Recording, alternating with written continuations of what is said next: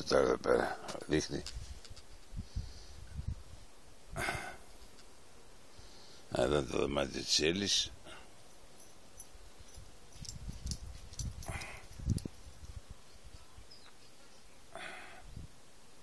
Να και σχεδόν της Έλλης. Εδώ. Εδώ Ρεξ. Εδώ είναι η εκκλησία.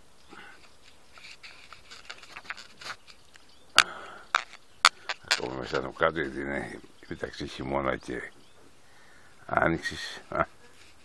Μια μπέρδα εποχή βασικά. Για να δούμε και εμένα λιγάκι που υπάρχω. Βλέπω τώρα και πίσω. Εδώ, εκεί είναι το γκαράζ. Μπράβο.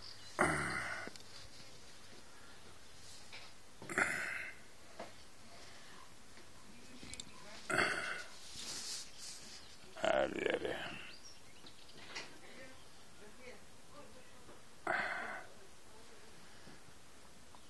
Άντε φτάνει για τώρα.